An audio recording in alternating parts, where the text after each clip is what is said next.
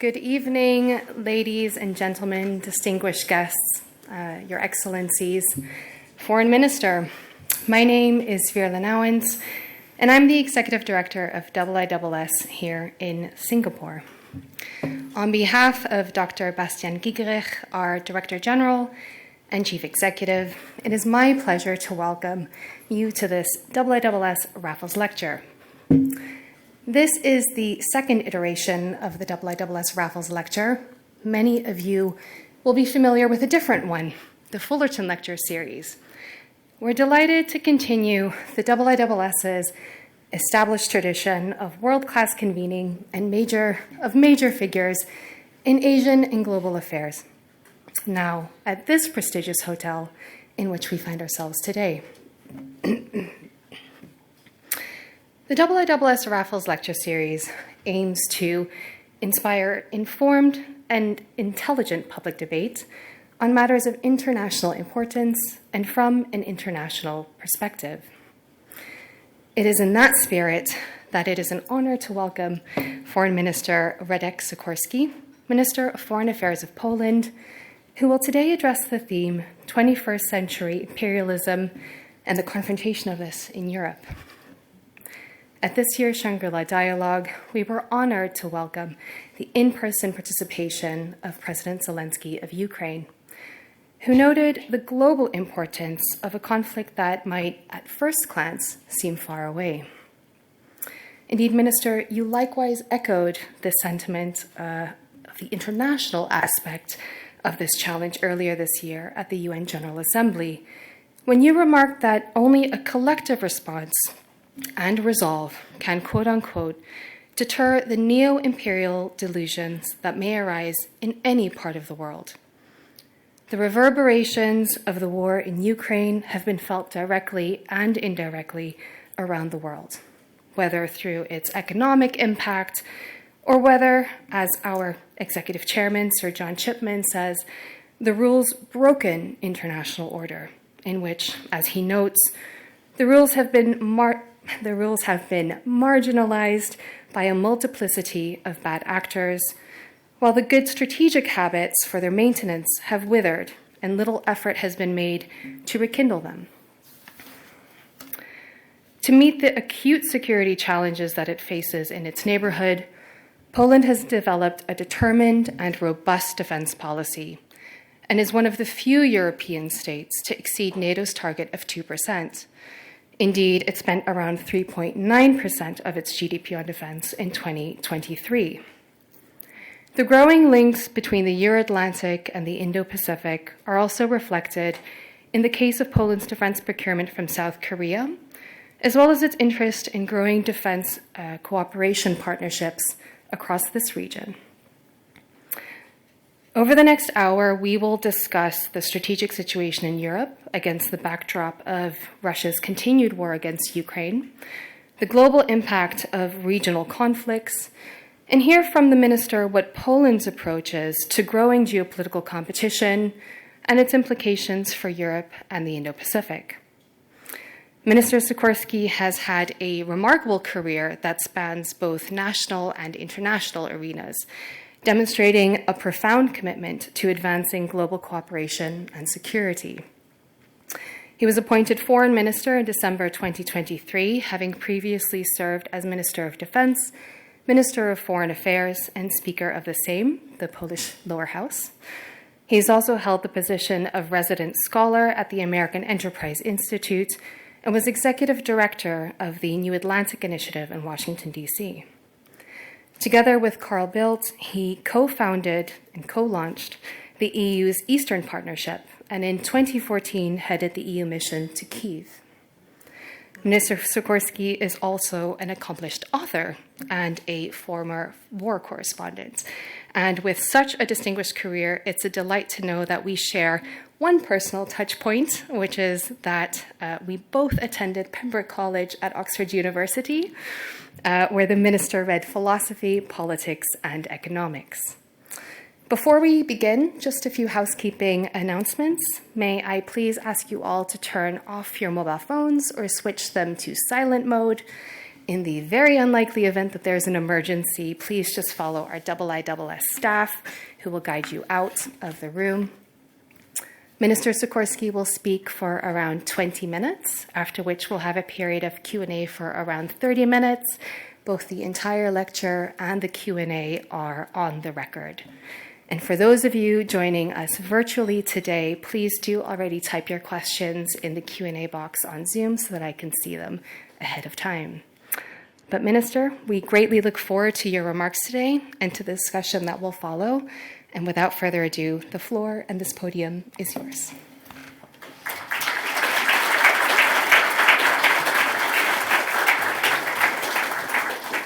Thank you for this generous introduction from a fellow Pembrokian. Another alumni is Viktor Orban of Hungary. Excellencies, distinguished guests, ladies and gentlemen, thank you for the invitation to speak on what I believe to be, unfortunately, one of the greatest perils in history, imperialism. I am told there is a suite in this building dedicated to Joseph Conrad. I'm glad he could afford to come here. He mentions this hotel in one of his novels. He is widely recognized as one of the most influential English language writers of all times. Perhaps not everybody knows that Conrad was actually Polish by birth. Conrad was his first name. His surname was Korzeniowski. He lived in this not-so-distant era when great powers competed for the dominion of the world. But his homeland was at that time part of the Russian Empire. Conrad experienced firsthand the heavy hand of Russian imperialism when his father was imprisoned for taking part in one of our hopeless anti-Russian uprisings. Later, as a seaman of the British Merchant Navy, he witnessed the apex of colonialism in Asia and Africa. Heart of Darkness, as you probably know, was inspired by a trip to the Congo, and then Apocalypse Now was inspired by Heart of Darkness.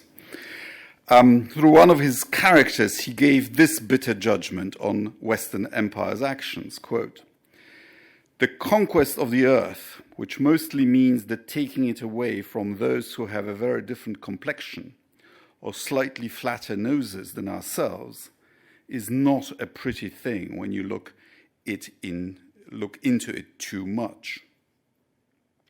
Ukrainian victims, of course, have the same complexion as the Russian aggressors, but that did not stop Vladimir Putin from denying them the right to their own country, just as it did not stop previous Russian leaders from denying the same right to dozens of nations around Russia's periphery. And if you want to know more about how Russia has tried to conquer and Russify Ukraine before, you would be very well advised to read my wife's book called The Red Famine. In the 19th century, Ukrainian language was actually banned in Russia, and in the 1930s, Stalin created an artificial famine in which 5 million people died, and 200,000 bearers of Ukrainian culture were exterminated physically. On February 24th, 2022, imperialism struck again in the form of bombs falling on Ukrainian homes, kindergartens, schools, and hospitals. Many people died, even more fled. And they have been fleeing and dying ever since, particularly right now. There is an aerial onslaught on Ukraine for a succeeding day as we speak. Vladimir Putin, the leader of by far the largest country on earth, attacked a neighbor demanding even more land. You see, Vladimir Putin has a business model that is exactly opposite to that of Singapore. You are a small country with no natural resources, and you've managed to make your people prosperous and influential. He has a very large country with huge natural resources, and he's managed to impoverish his people. which sounds to me absurd. Russia has plenty of land in which to invest its resources, doesn't need anybody else's. So what did provoke him or drive him to start the biggest war in Europe since 1945? For months before the invasion, countless experts, Western politicians, argued that the threats coming from the Kremlin were all a bluff, that Putin was in the end pragmatic. One Western diplomat I know believed it so much that he was actually in Kiev on the day of the invasion, persuading Ukrainians they have nothing to fear. He had to be evacuated. I came to the conclusion that invasion was imminent already in August 2021.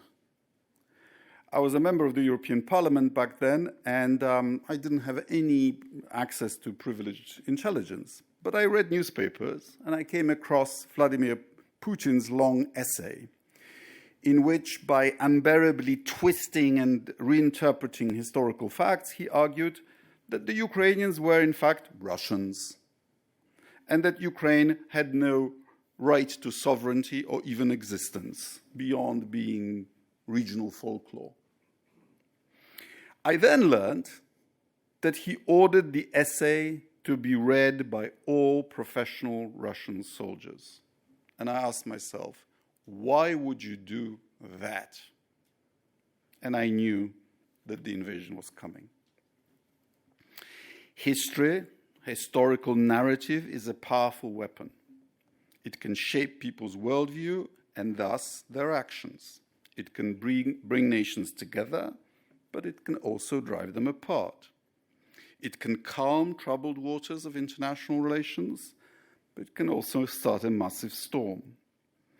A powerful tool in the wrong hands can instill hatred, start wars, justify murder and extermination.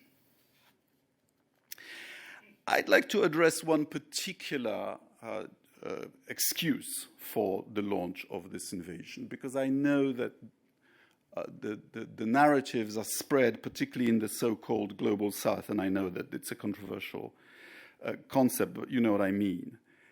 Namely, that somehow President Putin was provoked into invading Ukraine because of NATO's enlargement.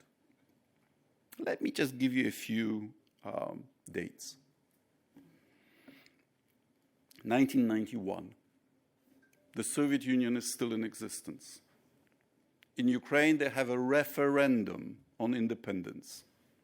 They vote for independence, including in Donbass, including in Crimea. And I'm proud that Poland was the first country to recognize Ukraine as an independent state. Then we have 1993, important date, which was the first country to give Ukraine guarantees of its independence and inviolability of borders. The Russian Federation, in the Budapest Memorandum, under which Ukraine gave up the third largest nuclear arsenal in the world. And the signatories of this memorandum were the Russian Federation, United States, UK, and tangentially France and China. 2004. Guess whose signature is on the treaty after the delineation of the state border between Ukraine and the Russian Federation? Who signs the treaty and then also ratifies the treaty? Vladimir Putin. 2007. President Putin makes a speech at the Munich Security Conference, which is hostile to the West, but which for the first time publicly says that Ukraine is an artificial country, perhaps not long for this world. 2008, I was there in Bucharest at the NATO summit, as was President Putin. You see, we supposedly didn't embrace Russia enough. So why was President Putin at the NATO summit? He was late, as he always was, keeping everybody waiting 45 minutes. Why? Because he was part of the Afghan coalition of NATO with other countries. And what does he do? He makes another speech. I was in the room saying that Ukraine is an artificial creation, perhaps not long for this world.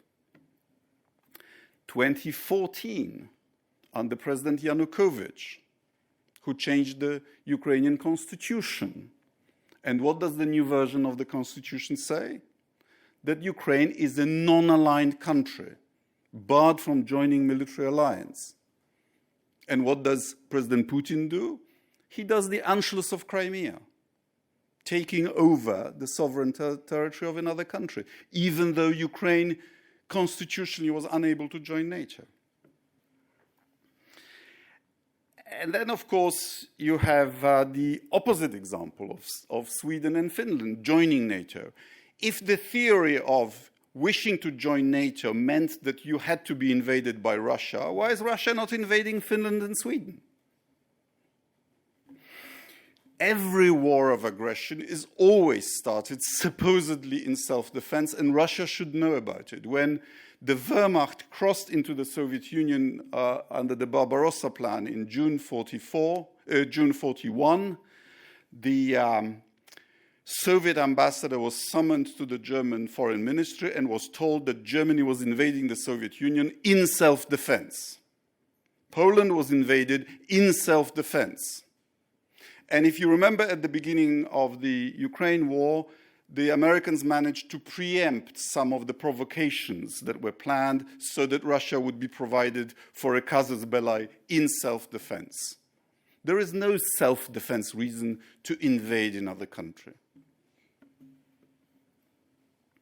No, Putin didn't invade Ukraine because Ukraine was going to join NATO, because it wasn't approaching NATO in any way. Putin invaded Ukraine because he wants Ukraine. It's a dictator's ego trip. Sergei Lavrov said publicly that President Putin now has 3 key advisors: Ivan the Terrible, Peter the Great, and Catherine the Great. These were not exactly peaceful people. But a dictator's ego trip is not a legitimate cause, a pretext for war. In the days around the invasion, I forget now whether it was 3 days before or 3 days after, a Kenyan ambassador to the United Nations, and I think Kenya was on the Security Council at that time, made a very powerful speech, which inspired me to make my own speech at the Security Council earlier this year, in which he said, look, Western colonialists left us in Africa with borders that are crazy, that don't respect any ethnic or historic or geographical realities. And on independence, we had a choice. Either to start to correct that, and that would have been a recipe for war, perpetual war of everybody against everybody else, or just to live with the borders that we inherited. And you know what? It's no different in Asia or in Europe.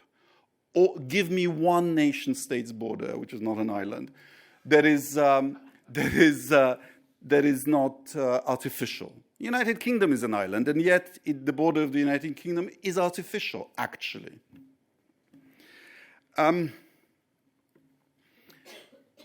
We fought 2 bloody world wars, particularly the second one, which was started on the pretext of coming to the assistance of your compatriots of another side of an international border.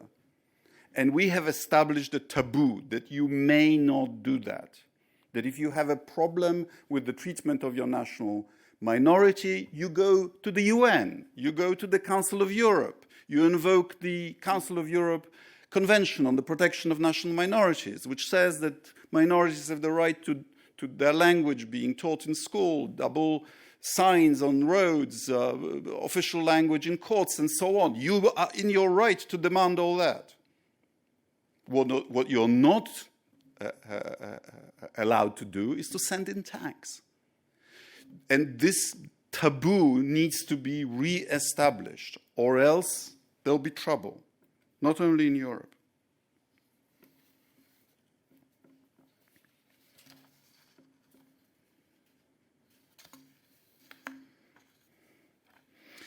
Poland and Singapore are two nations that have proven they know how to make good use of the freedom that we've gained after colonial overlordship. Over the past decades, we have tried to make our citizens better off while simultaneously contributing to the development of our respective regions. These success stories would not have been possible without the greater framework that we've all benefited from, rules-based international order, which has replaced the imperialist power play. We all had our grievances and unsettled disputes, but we collectively decided to work together in spite of them. Respect for the sovereignty and national borders, freedom of trade and navigation, peaceful resolution of disputes, and global cooperation and progress on an unprecedented scale have, on the whole, been the benefits of that. It is in our country's best interest to keep that order in place. We must recognize its basic principles: respect for territorial integrity of sovereign states within internationally recognized borders, rule of law, and an open economic collaboration on a level playing field. Only such systems can provide every country, no matter its size, with the right to choose its own path to prosperity. This is exactly what the Ukrainians are now fighting for, the ability to choose their own destiny. And this is exactly what we should all advocate, because we all live in the vicinity of powerful, sometimes unpredictable states with global ambitions. By supporting Ukraine, we are not only aiding the victim of unprovoked aggression, we are defending the principles of the UN Charter that we benefit from.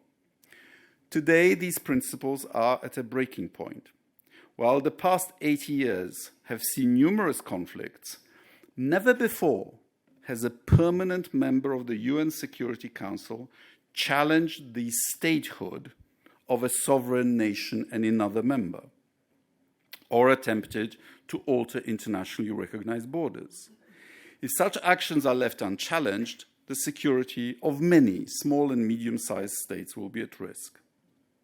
An imperialist victory in one place of the world will embolden imperialists around the world.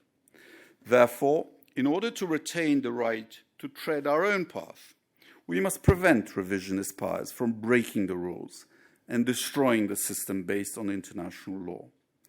It might be a flawed and outdated system, but the answer to these weaknesses is reform, not war.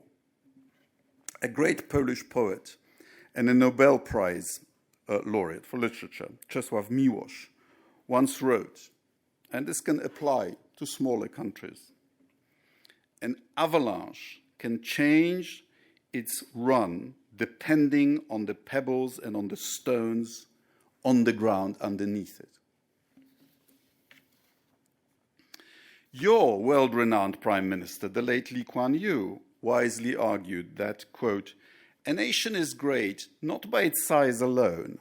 It is the will, the cohesion, the stamina, the discipline of its people, and the quality of their leaders which ensure it an honorable place in history." Today, the weight of history is upon us yet again. All we need to do is to act together. While some are calling for a return of isolationism, what we actually need is precisely the opposite: more international solidarity. Hiding away has never stopped a rogue power.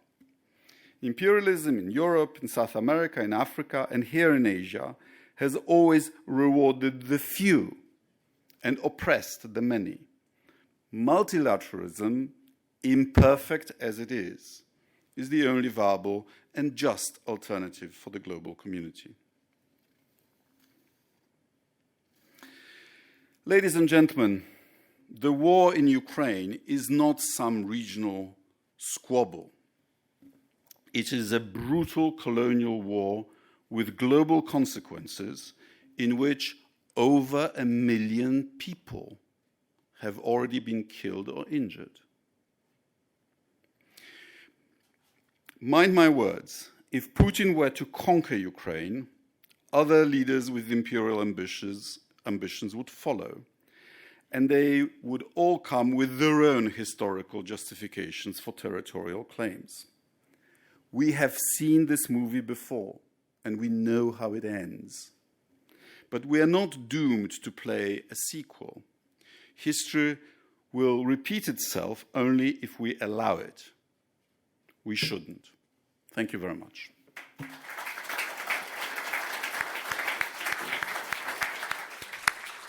Thank you.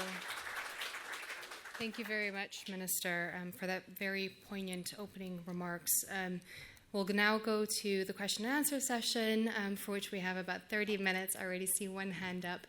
We have some roaming mics, so if you could raise your hands very nice and high, then I will call on you specifically. If you could then stand up and introduce yourself, that would be wonderful. Thank you very much. Ian Chong there in the back. Ian, if you could wait. There we go. Thank you, Minister, for your talk. I'm Ian Chong. I'm with the National University of Singapore, also Carnegie, China.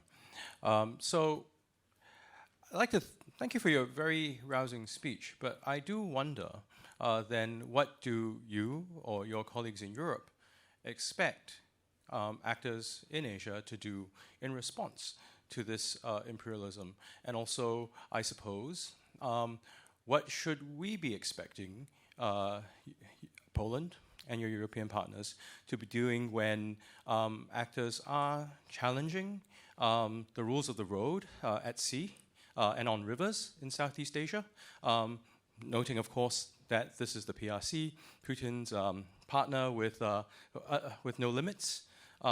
There it seems that Europe has said a few things, but it's not entirely clear where Europe is putting its money where its mouth is in terms of standing up to this sort of more, to this willingness to undermine some of the systems and processes and procedures that we have in place. Thank you.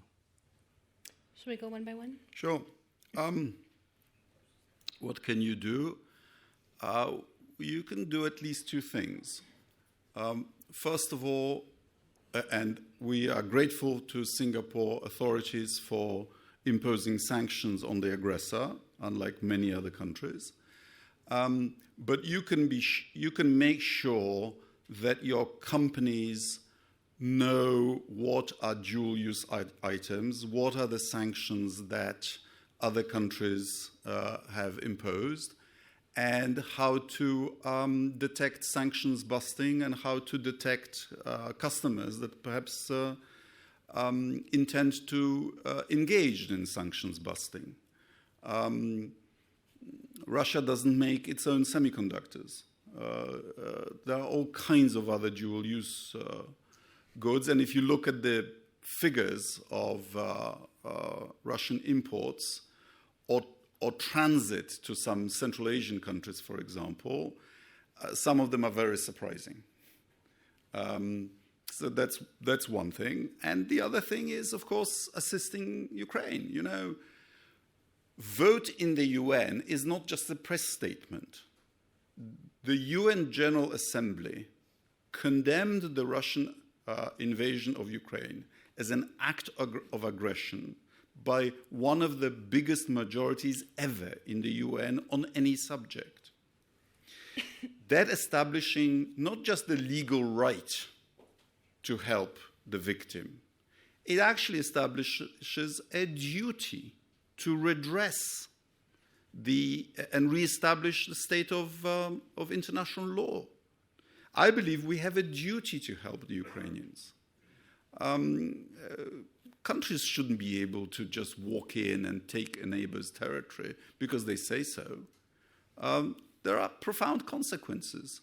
You may be on the other side of the globe from Ukraine, but your politicians have told me today the people of Singapore have felt the consequences. You have felt it in the higher prices of energy, in the higher prices of foodstuffs, or in some of the logistical delays to do with the naval war in the Black Sea. So you have an interest in this too. The world will be a safer place if Ukraine succeeds in defending its freedom. Thank you. I saw some questions over there. Yes, in the fourth row. There are two. Thank you very much. Hi, my name is Arkadiusz, and I come from Lublin, from Poland, so close to the action. Sure. I agree with the speech. Very, very good statements. Just my question is, it's been 2 years since the war happened, and it continues. What's, in your opinion, outlook for the future? Now we are 2 years ahead. It doesn't seem like Mr. Putin is nowhere near to considering even negotiating with Ukraine or giving up the military or withdrawing military from the Ukraine. So it can take 2, 3, 4, 5 years longer. So where and how you think it will finish, and what's supposed to be the solution, in your opinion? I agree with you that hitherto President Putin is just demanding Ukraine essentially to capitulate, knowing that that's completely unacceptable. And I agree with you that the war should end as soon as possible. But we don't control that. Russia could take that decision. This war could be ended with a phone call from Putin to his chief of staff. Ukraine, unfortunately, doesn't have that option. Unfortunately, these colonial wars usually take about a decade. Look at the French in Vietnam, the Americans in Vietnam, the British around here, the Portuguese in Angola or Mozambique, even the British in the United States, if you want. And the reason for that is that for the war to end, the leadership of the metropolis needs to come to the conclusion that the invasion was a mistake, number one.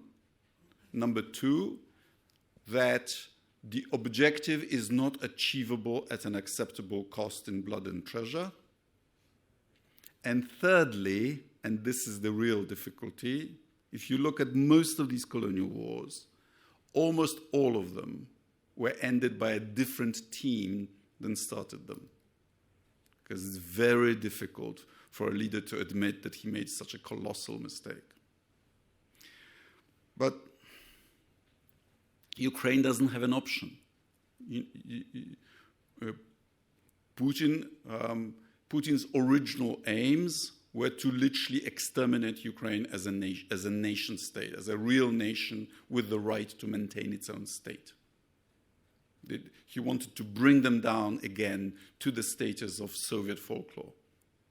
And they know they are fighting for their very existence. And look, even if they broke through the front, and as we know, the situation is not easy, I don't think that would be the end of it. Yeah, the real choice is between a regular war in which the Ukrainians fight as a state or a decades-long guerrilla war. Because, we know the Ukrainians very well. We were the same country for 400 years. They are not going to give up. I mean, they fought the Soviet army in the woods until the 1960s. They're not giving up. Thank you. Ambassador Zelenko in the second row, please, in the blue jacket. Thanks. Your Excellency, let me start by saying thank you, Poland, for standing with Ukraine. And my question is the following. What do you think is the best way to address misinformation, disinformation, and propaganda, which is obviously quite an important element in the fight for hearts and minds in the non-Western societies? Thank you. This is a source of frustration to me. So I believe Ukraine won the battle for hearts and minds in Europe, but in the wider world, it's at most a draw. I think it's unfortunate that China, which was itself a victim of 19th century European colonialism, is unfortunately spreading the Russian Russian narratives, and Chinese media in Africa also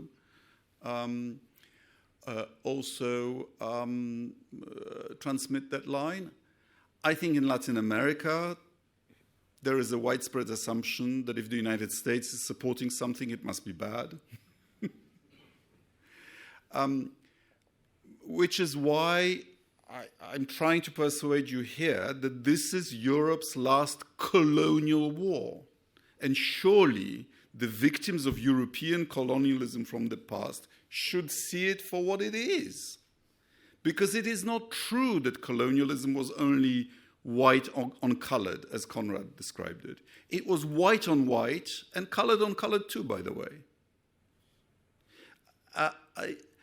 The parallel that people seem to be persuaded by, I love Britain, but Britain's record in Ireland is not a good one. It's as if Britain reinvaded Ireland.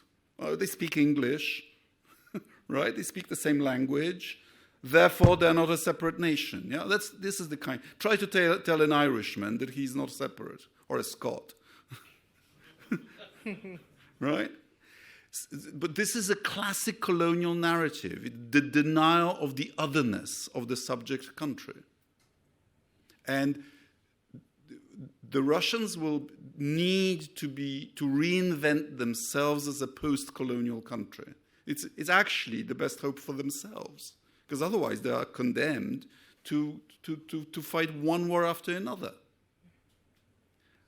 Because some of their former colonies will not.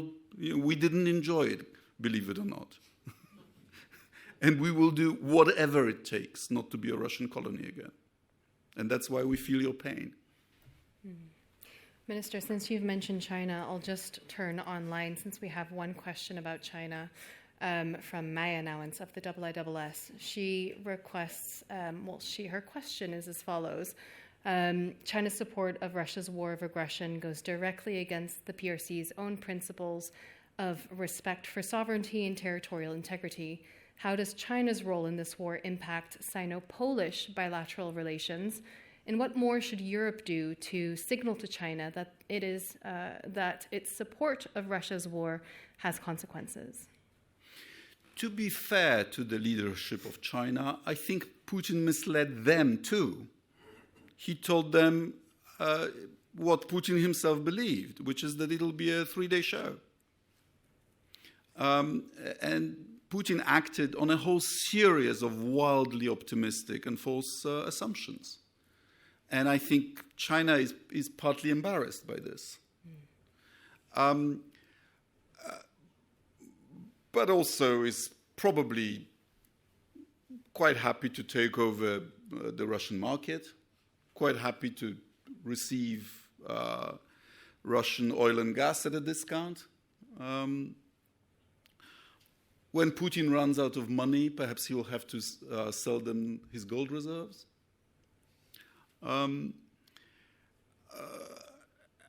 But I think China is playing a careful game. It is respecting the thickest of our red lines, which is not to sell Russia actual weapons, unlike North Korea and unlike Iran, right? But my suggestion to the leadership of China would be to do what the United States did when Russia got itself into a colonial war with an Asian country, which it lost. By the way, those who saw my Security Council speech, I particularly enjoyed taking down the Russian ambassador for saying, we never invaded anybody, and by the way, we never lost a war. It's so obviously untrue. They lost the Russo-Japanese War. And who ended it? It was the mediation by Teddy Roosevelt and the Treaty of Portsmouth. And it was actually that moment that made the United States more than a continental power, that made the US a global great power. And I believe China has uniquely, everybody else has powers of Turkey can moderate and intervene, UN can do it, Switzerland can do it, India can do it, but China uniquely can actually force the end of this war because Russia would not be able to continue it without trade with China. And China would certainly get a lot of goodwill and gratitude from Europe if she got Putin to end this madness. Thank you. Back to questions in the room. Yes, fourth row in the middle.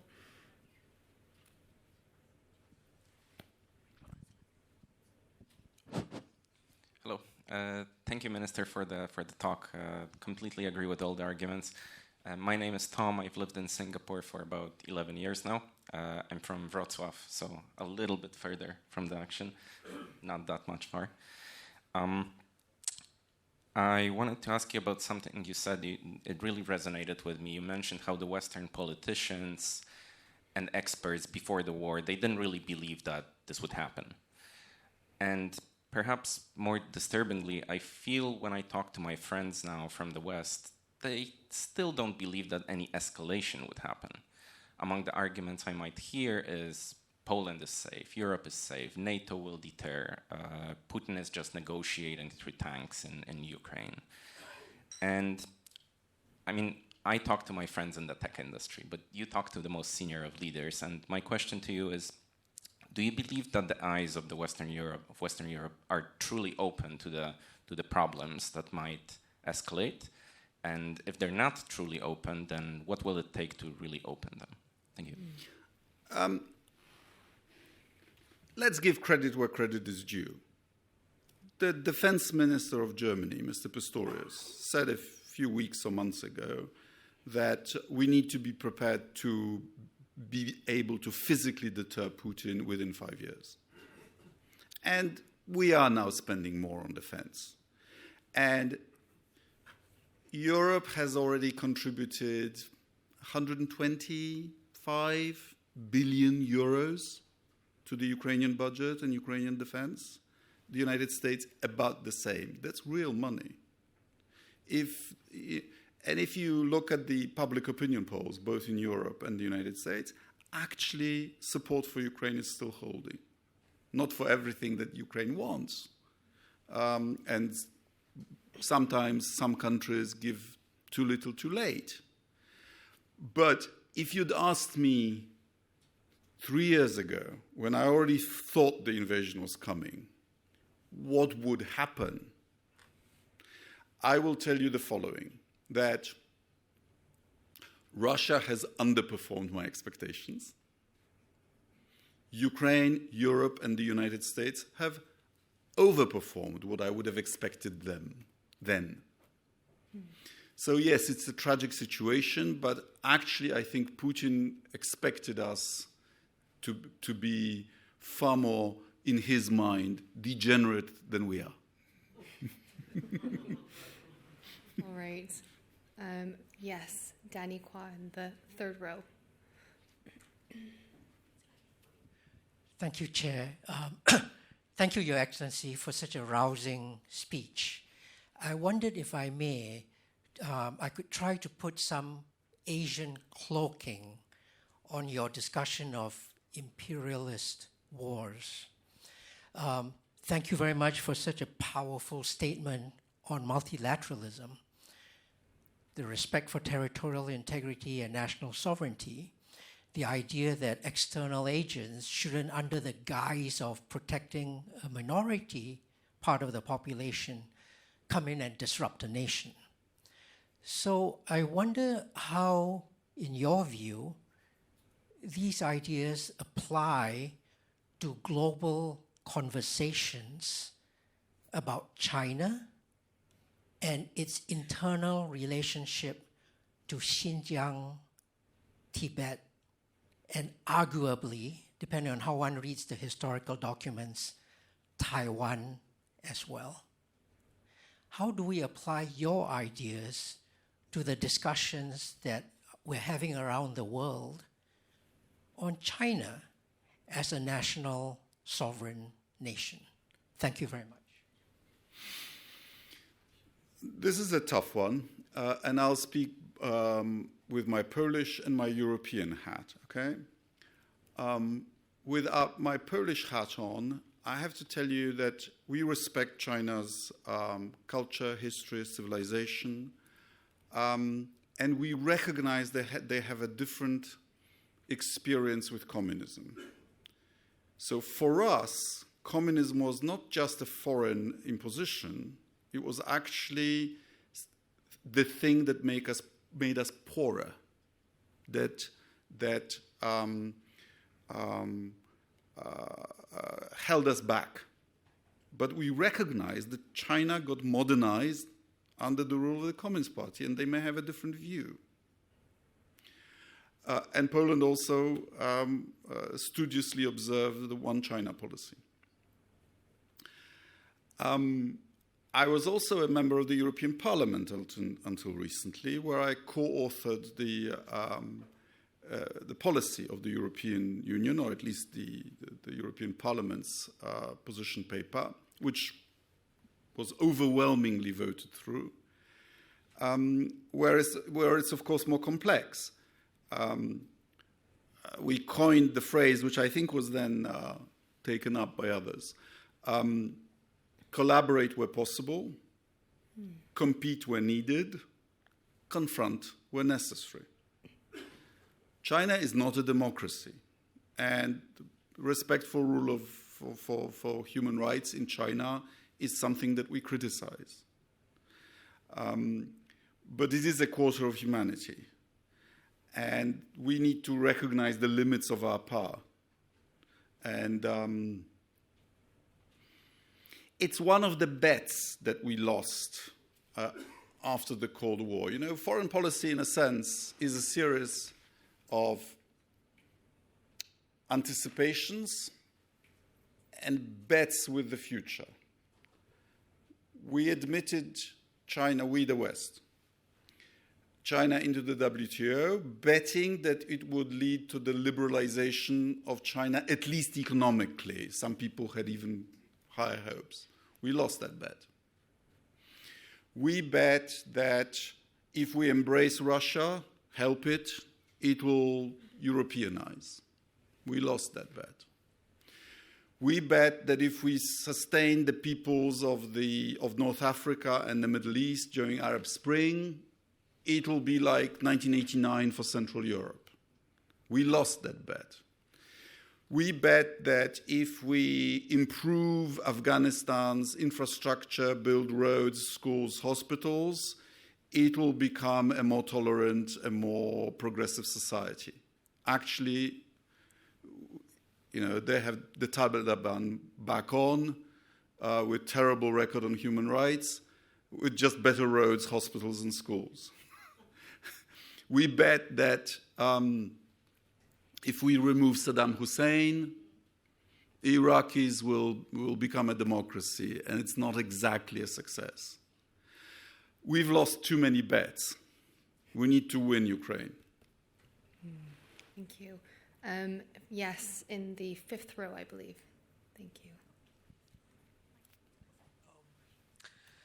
Good evening, Minister. And today I have one question for you, and that is regarding NATO, Europe, and Russia in itself.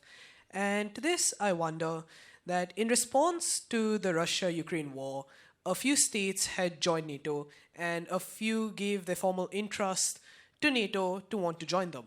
And by extension, would you feel that this is an appropriate confrontation to Russia's attack on Ukraine, considering that NATO was originally established as a counter to the Soviet Union, or in today's world, Russia? Why do countries join NATO? Why did the original members join up to form NATO? For common defense against an aggressive totalitarian Soviet Union. Why did anybody else subsequently apply to join NATO? For exactly the same reason.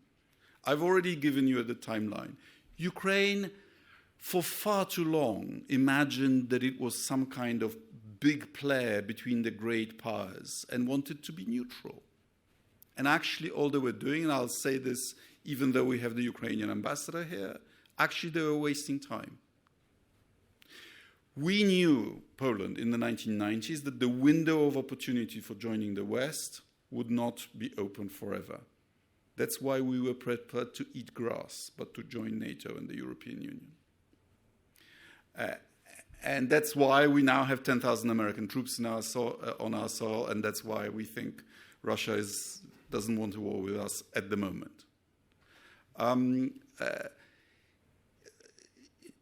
Russia started threatening its neighbors before you noticed. Do you know when I thought this is not going to end well?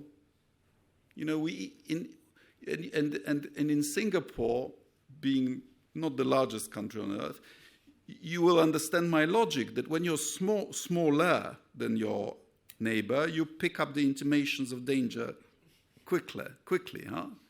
So my first inkling that something was going badly wrong was when Vladimir Putin, I think he wasn't even president then, he was prime minister briefly, unveiled a plaque to the memory of Yuri Andropov on the building of the CK, the Soviet Secret Service in Moscow.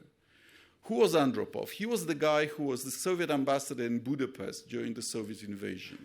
And he was then the guy in the 1980s who really turned the screw on the dissidents. And I thought to myself, tell me who your heroes are, and I'll tell you who you are.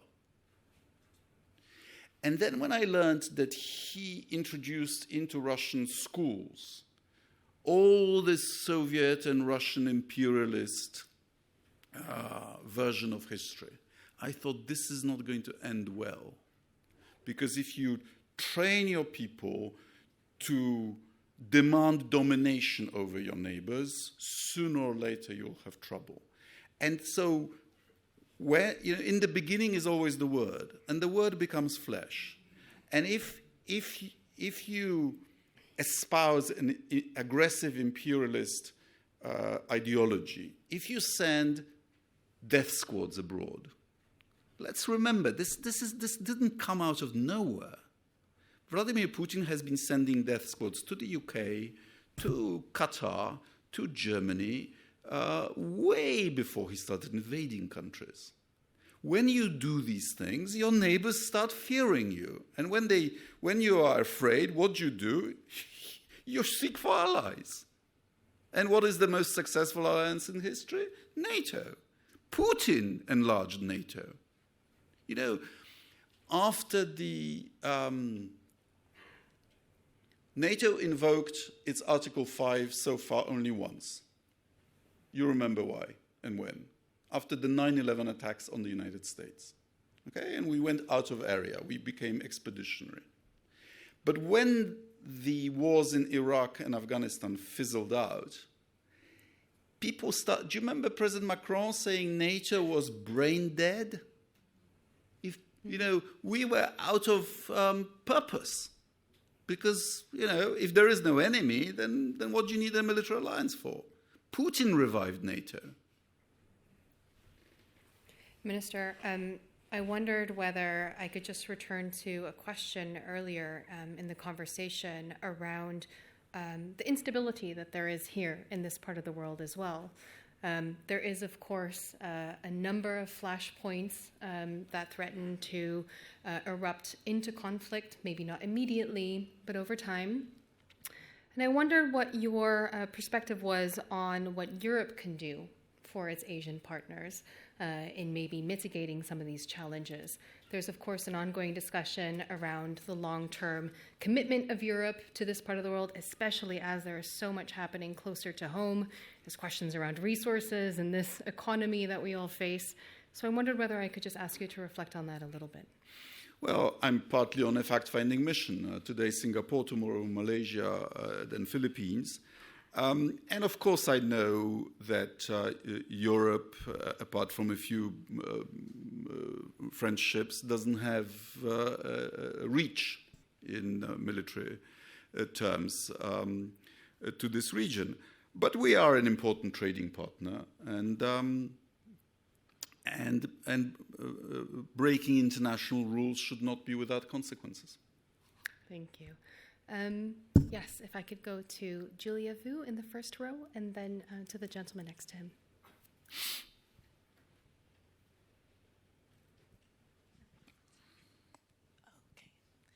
Thank you, Minister. I'm Julia Vu from IISS. I wanted to build on a question, the question that Ambassador Zelensko asked around disinformation and misinformation. Earlier this summer, Poland announced that it was going to invest over 700 million euros in Cyber Shield. It described itself as being on the front line of the kind of cyber conflict with Russia. Could you perhaps tell us a little bit about how you see the threats within cyberspace and the information domain affecting Europe and its broader alliance, and also, I guess, building on Vela's question, and maybe you're taking this as part of your fact-finding information, but what opportunities do you see in the region collaborating with states and industry here? Thank you. I think we've just had a signal development in Europe. The owner of a major social medium was ignoring the European Union's calls to clean up his act, and was arrested and is under indictment and cannot leave the country. And I think this is the future.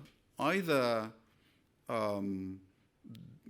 social media will self-regulate, or we will regulate, or it will be done through the courts by other means. Every wonderful means of communication eventually shows its side effects and eventually gets regulated. When the Gutenberg Bible was printed, there was no regulation on books. They were introduced. When newspapers were invented, eventually they were under a charter or newspaper acts. They had to obey certain rules. The same with radio, the same with television. And I believe that whatever is illegal in the analog world, like lying or defaming or spreading hatred and setting people against one another, should also be illegal on the online world. The online world does not have immunity, does not exist outside of the legal framework. All these companies have their headquarters somewhere physically. Their business models are not sacrosanct. When they are bad for our democracy or bad for our children, which they are, we have the right to intervene. I was telling one of your ministers today